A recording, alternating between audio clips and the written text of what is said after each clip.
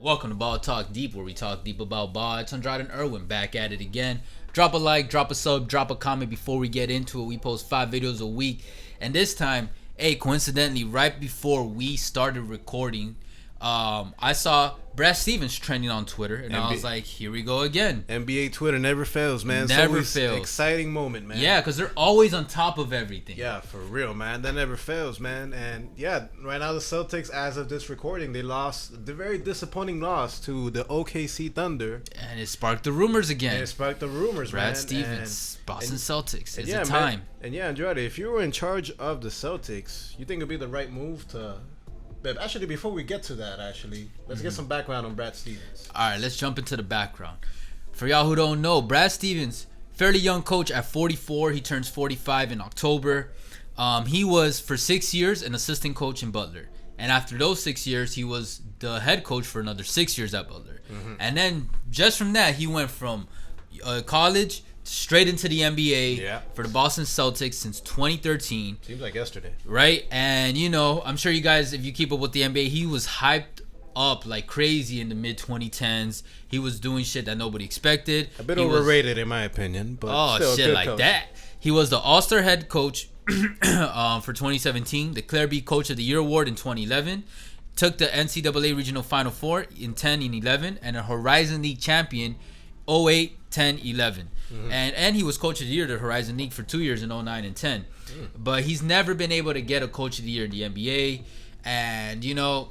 that might be a blessing in disguise, man, because a lot of Coaches of the Year, quote-unquote, they get canned. Yeah, and here's the funny thing with Brad Stevens. For you guys will see the image.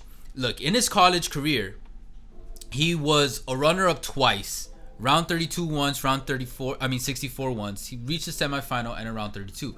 But notice how he was runner-up, meaning second place in Division I for NCAA, but he never won it all. You know what I mean? You're talking about as a coach, not as a player. Yeah, as a coach. And then look at his Boston career or NBA career. But so far, it's only been Boston Celtics. Exactly. He missed the playoffs the first year. It's cool, first year coach in the NBA. Like, nobody's gonna fault you for that. And then it was back-to-back first-round losses. It's cool, especially at the time the Celtics were in the groove, trying to get shit together. And then this is when the rumbling started happening. Like I was saying, the hype started building in the mid-2010s. Because in 2016 to 17, he lost to the conference finals. Then again, lost to the conference finals. Reached the conference semifinals the year following after those two. Lost there. And then he reached the conference finals once again in the East. By the way, all this is obviously in the East because it's Boston. And he failed again. And I just thought it was interesting when you look at his college. This guy is used to being a runner-up, but has never won it all. And I don't know. Maybe it's a foreshadowing of this, you know, which I don't know, the near future of his career. However, what I do know is, let's get to the question is, if you were in charge of the Boston Celtics, would letting go of Brad Stevens be the right move? Bro, all right.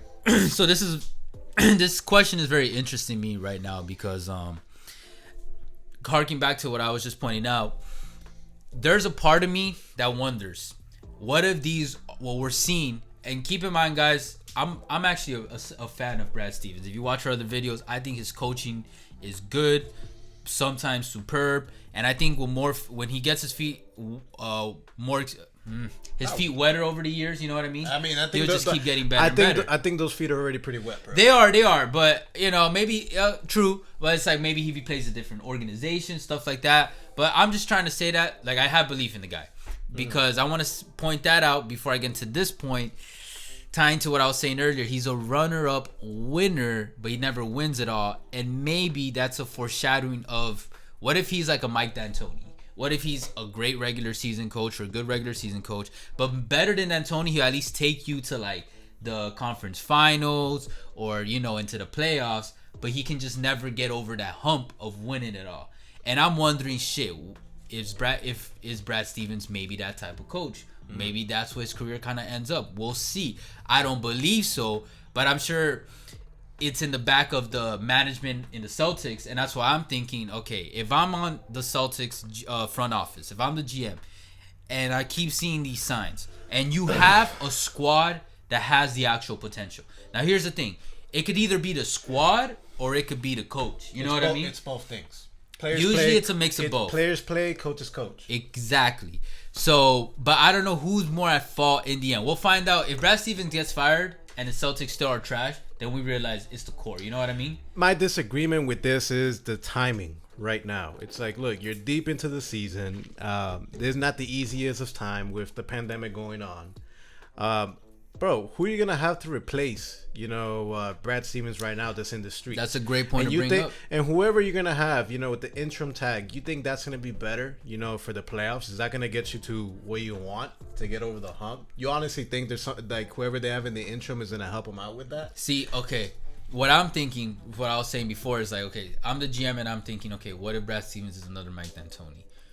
Yeah, but you would do that in the off season where you can I know, but I'm saying in the off search. season. Okay, but then I'm just saying, period, whether they should let go of Brad Stevens or not. Because if you let go of Brad Stevens, who I think we both agree is one of the top coaches in the NBA, yeah, he'll get it. You're risking a lot because now the chances of you getting someone equally as good or better are low. You know what I mean? Because he's one of the top ones. But then I keep thinking like what I was saying earlier. What if his ceiling is a D'Antoni type, and then he can never push you over the hump? I'll be like, okay. Eat the bullet this season and then try to with the score with a different coach, different approach for the next 2 years. But ultimately, I don't know if I would be able to take that risk if I was a GM. Because what you're saying is the timing also is very difficult. Because this core is there, you know what I mean? Yeah, they're reaching their mid-20s. Yeah, but what you got to give Brad Stevens some and the coaching staff as well is okay. One good sign of having a good coaching staff or a good organization is how your players develop. Jason Tatum, while he was highly rated, okay, coming out of the draft, he wasn't as highly touted. That's the word. There we go. As Markelle Fultz was there at that point. You saw how he Fultz was a beast back then. Yeah, exactly. Back in Washington, but you saw how he blossomed. Under his tutelage in the Celtics. And he's had a couple of other players. Jaylen Brown. He did well as well. Marcus Smart. He developed pretty well over there. Hayward played efficient under him, and even with the rumors saying that they weren't on, the best of friends. But guess what? He still brought out. And you know what? A good Hayward. I like the fact that you brought that up because personnel wise. When we were talking about that video, Jackie McMullen, she was bringing up the Celtics are missing Hayward, and you're seeing that right now. And the fact that Danny Ainge over and over and over again, he has so many assets, draft picks, young players or whatnot. You always hear the same thing when it comes to the Celtics. They got super close to acquiring so and so player. Yeah, they got to be a little less selfish with those. And they never pull the damn trigger, so it goes both ways. Yeah. And it's interesting what you're talking about Hayward because it's like, what if all they're missing is that type of veteran player in the locker room? You know what I mean? What if it's that simple of a fix? It's just like that will just start blossoming and bringing back the Celtics that we expect with this type of talent from the coach and the players. But yeah, with that, you bringing that up, it does make some sense that this is bringing up again because the Celtics are having arguably this is the most disappointing season that I've seen throughout the whole 10 years that they've had. I do want to say in the regular season, since 2015, Coach Stevens has not has led the Celtics over 500 every single season. Mm-hmm. This season may be the worst one. He's at 52. But ever since then, because he started in the 30s, then he raised it to close to 48, and then ever since then, always 500. Okay, ever since then. I mean, but hey, if something's not working, usually what they're gonna do, they're not gonna trade Tatum. They're not gonna trade Jaylen Brown. The first person that goes, unfortunately, is part of the business. I think if I was Tatum, it's my ass out of Boston. I'm just saying. It's the head at some point. Well, he's gonna go to Miami. What? No, head coach is off. Is that our answer to everything? Yeah, Miami. What? But the coaches, like you said, the head coaches are usually the first fallout, unfortunately, and sometimes so undeserving. It's fucking ridiculous. Yeah, man. But I mean, honestly, do you think right now the Celtics, even with the expectations before the season, you thought they were gonna win the championship? No, exactly. I thought they were in the run because they did scare me last year when they played the Heat in the Eastern Conference Finals, and seeing as how the Heat have been performing this season, it's like okay, maybe the Celtics might surprise. But let's not forget we didn't have fucking the almighty Nets last year. Yeah, exactly. And the 76ers weren't doing as phenomenal as they were either last year. Yeah, I mean, usually with these type of things, it's good to wait it out. Maybe they're just going through a bad storm right now because the Heat went through that. But the difference is that Eric Spoelstra, he won championships. Yeah. Brad Stevens, he never got through that. So I think if he would have won a championship, they would have given him the benefit of the doubt. But he hasn't. But anyways, that is what holds him back the most. Would you do it? Would you pull the trigger? I would not. If I would do it, it'll be in the off season, and you goddamn better have a good replacement, for that. Okay, and Danny Ainge, man, you gotta do some upgrades in the personnel to justify that as well. No, I feel you. Look, I want to bring up this tweet by Josh Eberly. He said, "If the Celtics let Brad Stevens go, he'd have 5 interviews immediately, and Boston fans would be wondering why they let a guy who made the conference finals 3 out of the last 6 prior to his 2 best players hitting their primes." That's crazy. Think about that too. But that's why I'm also a little worried. Like, shit, what if he is, yeah, but if you're saying D'Antoni, he had a prime in his prime, Steve Nash, MVP, and he had it in his prime, Amari Stoudemire as well, and he still had it in his prime, Sean Marion as well. Yeah, true. Going that as well. That's a difference. Jason Tatum, yes, he's hitting his prime right now. Jaylen Brown, he's starting to hit his prime. So that's a good point when it comes to that. Yeah. Unlike D'Antoni. Something I'm a little worried with Stevens is like, it could happen kind of like what happened to Mark Jackson, where like, what if he's the one that got them before their primes and then pushed them over the hump before their primes, and then they just decide to do something else, hire a new coach, and kind of like a Steve Kerr, and what if that coach ends up pushing them to the promised land, but it's like Stevens was the one that kind of set the foundation. But sometimes there are some guys that set the foundation and can take it from 0 to 100, but not from 100 to 1,000. You know what I'm saying? It's something that gets brought up a lot in like business and entrepreneurship, and it makes sense in sports. Although I will say, bringing up Mark Jackson, if they let Brad Stevens go, I would vouch for Mark Jackson to coach the Celtics. I think he could actually do a good job. I'm just saying. Maybe.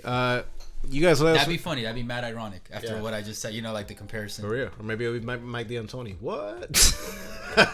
I'm just hitting it on jokes today, man. I think Mike D'Antoni is overrated as fuck as a coach. I'll tell you that much. But hey, then again, man, that's why the GMs are getting paid those big bucks, and we're out here just talking about ball. Hey, Boston, if you guys are watching this, and you guys need a head coach, I'm open to offers. I've never coached a day in my life, but you never know. Hey, man, I'm a 5-time world champion, in NBA 2K League. What? Yeah. Yo. Yeah, build it up. Hey, if you guys see my GM portfolio on 2K, I'm just saying, I could email it to you. I feel it, man. I'll make a whole resume. I got a nice cover letter, but yeah. But hey, you guys let us know what you guys think in the comments, man. Should Brad Stevens go? Who would be a replacement of the Celtics out of their mind? Yeah, would it be stupid for the Celtics to let go of Brad Stevens? Come on, be honest. Would it be stupid?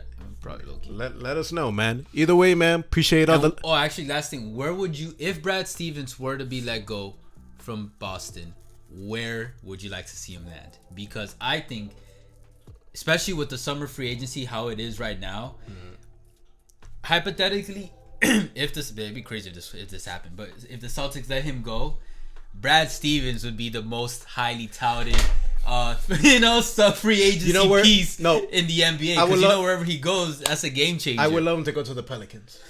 Man. Ooh, and he's used to working with young players too from the South. So that's a good choice. Or the Kings. Yeah. Woo, with Fox? Ooh. Nah, but the Kings are a dumpster fire, man. Or the Grizzlies with Ja? That's where careers go to die. The Kings, man. Oh, shit. Or, hey, what if Mark Cuban decides to really switch shit up, and then he hires him? Nah, bro, man. Brad Stevens with Luka? Rick Carlisle's good. No, I know he's good. I like him. But I'm just saying. He's a champion. Yeah, but that's a good point. You know where I could see him going? Legit. It's the opposite of young players, but Portland. Portland's been needing to switch shit up. If things don't work out this way, stats is good though. And then imagine Dame combined with potentially a future Hall of Fame coach, because he has that potential. We're not saying he's going to do it, but he has that potential. Or Milwaukee. But would you? Oh, I would like to see him. But anyways, yeah, man, it's crazy, man, But I love talking about coaches. Yeah, man. Not really, but he's when it's different, it's dope to talk about. It just hits different, man. But either way, man, appreciate all the. Just know you're not coming to Miami. I'm just saying. Definitely not, sorry, man. No. Maybe the Magic. We're gonna run Spoelstra until he retires. Well, tell that to Heat fans, man. It seems like every day they're either firing him or saying they're the best. I have seen some stupid tweets. People. Sports fans, can y'all just be a little more patient with man, players, coaches? It's just Miami people. No, man. bro, it's retarded, majority of sports fans. You sometimes guys, take it easy. Chill. Take it easy. Yeah. But either way, man, appreciate all the love and the hate. You guys already know. Catch us on TikTok, Twitter, Ball Talk Deep, or we talk deep about ball. Catch you guys soon. Wait. Okay, I'll catch y'all soon. Yeah, catch y'all soon. But for now, later. Take care.